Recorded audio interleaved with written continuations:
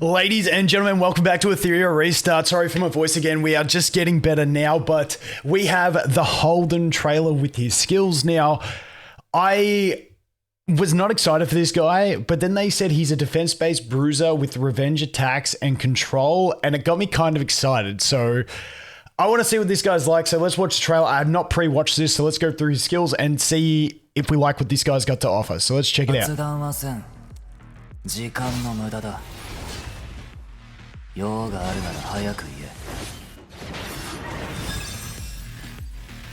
Alright, so he's a red. Base speed's only 110. Okay, they got him on Bramble, but he's got passive revenge effects, so I guess they're really trying to emphasize the revenge. Here we go. Skill 1. Holden. Alright, I'm going to let him speak, but I want to just read it myself first.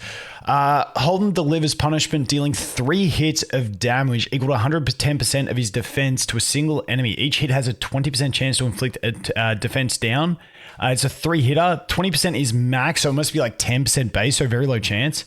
Execution mode. At the start of battle, for every 500 defense Holden possesses, increases self 10% counterattack rate and 5% final damage. Okay, so for every 500 defense, he gets an extra 10% counter. Now I see why they got him on the Bramble with the defense set. Dude, I just love revenges and stuff like that, so that's cool. All right, let's play it out. Deals 3 instances of damage to an enemy based on his defense. After each attack, Holden has a chance to inflict minus defense on the enemy. Passive execution mode. At the start of battle, Holden gains bonus counter rate and damage boost based on his defense. Skill 2 deals. All right, let's read this one as well. Devastating Strike. Holden deals damage equal to 480% of his defense to a single enemy with a 100% chance to push back the target's turn meter by 100% and maximize their skill cooldowns. Dude's got a full reset. Damn. Okay. I mean, that's lethal. He is slow, so you'll need to have a booster for him. But like already with that skill and being defense based, he looks like a great RTA pick because it feels like he's going to be useful no matter what. Like if you get him through your draft, like he's going to have some form of use because he should be able to live, and then he's got good control with this. Now, chance to decrease turn meter and maximize skill cooldown to 75%. Okay, so it must be a 50% chance base. So this just removes the need for a bunch of accuracy, essentially. But he still kind of needs it if you want to land the defense break, but the defense break on the basic is only 1 turn, so it's not that insane. Massive defense-based damage to a single target. When I say it's not that insane, I mean the defense break. Target, completely depleting their turn meter while maximizing their skill cooldowns. Ultimate skill. Wait, let's go back a little bit. Let me read this. Dude, attack down and resistance down. 4-turn cooldown at max. So I'm tipping the final skill up is probably the cooldown reduction. With countless eyes piercing through shadows, Holden delivers conviction, dealing 2 hits of damage equal to 180% of his defense to all enemies. Each hit has a 50% chance to dispel 1 buff, okay, from each enemy and inflict a 2-turn attack down and resistance down. If the attack lands as a critical hit, the chance to apply these effects is doubled. Okay, so you want... That's not bad. So it goes up to 100% chance. Now, where's the skill ups? Increases the rate of additional damage dealt. Okay, it increases the chance to inflict it, and then damage dealt. So skill ups are going to give it... I'm assuming it's probably going to be like a 25 or 30% chance at base. So it's like with skill ups, you can build this guy with way less accuracy, but without skill ups, you're going to need a fair bit of accuracy, which makes him really stat hungry. If you're trying to get the revenge with the defense, you're also trying to gear the crit, plus you're also trying to gear him accuracy. I feel like my initial thought is kind of like high investment unit to get the value out of him, more so than some other units. Whereas with Hoyan, I feel like Hoyan's going to be that one where all you need to do is invest into the skill 3 and then you're good. Whereas this guy kind of wants a lot of investment, unless I'm wrong on that take. Let's just have a look.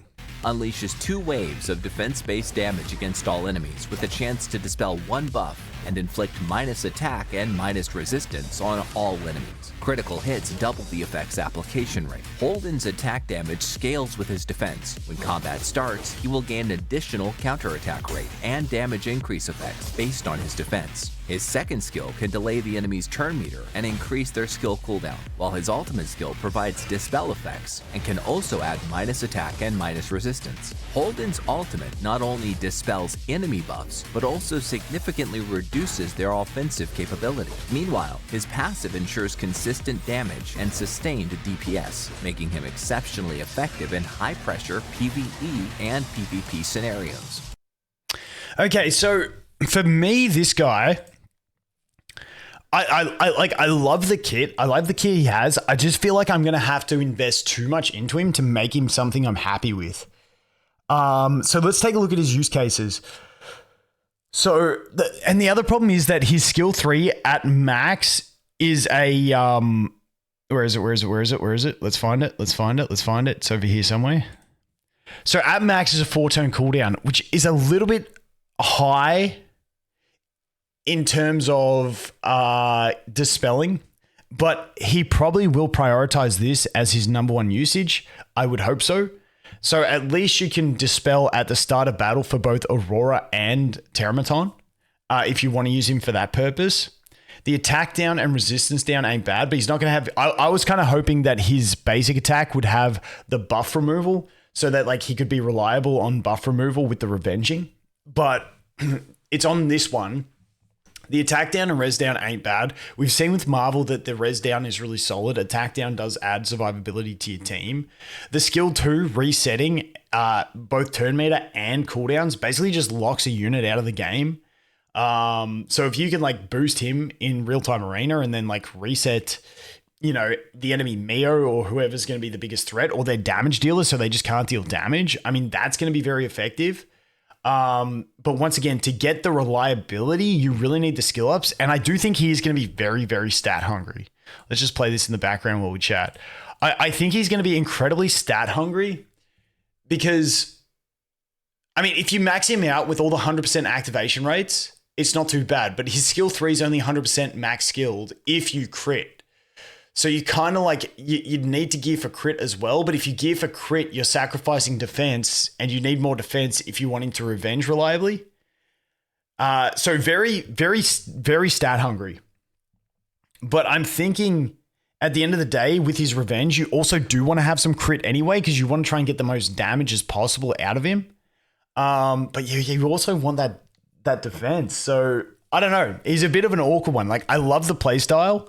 And he's definitely going to shine more with end game gear for his stat hungriness and to get his counterattack rate up. So I think he's going to be that guy that will probably feel a little bit average, like in early game until you get good gear. And then once again, he's going to be very hungry on the skill ups. Now, skill 1, I don't think really matters as much. Skill 2 is going to be nice to land it, but in PvP, maybe enemies don't have as much resistance, so you can get away with it. So maybe he's going to be okay in PvP. I'll have to have a bit more of a think about it. That's just my first thoughts when looking at his skills. But in general, like I love the playstyle. It's just like, how much am I going to really have to invest into him? I'm going to have to get all my gear together and see what kind of a gear set I could make for him. But I think with his skill 3, you really want to have it critting to have the higher chance, especially if at base it's only like 25% chance. To get that to a 50, you really want him critting. But then you also need the accuracy. So this is the yo-yo I'm in. So yeah, I'm going to say at bare minimum, to get functionality out of his skill 3, you'll probably have to max it. But then I feel like his skill 2 is more the busted PvP. But I mean, 2 and 3 are both really good for PvP. So I'm thinking that's going to be kind of the investment strategy. But in general, cool kit. I like the Revenges. I like having the Dispel. The attack break is actually solid in a lot of situations and the resistance down, which is pretty good.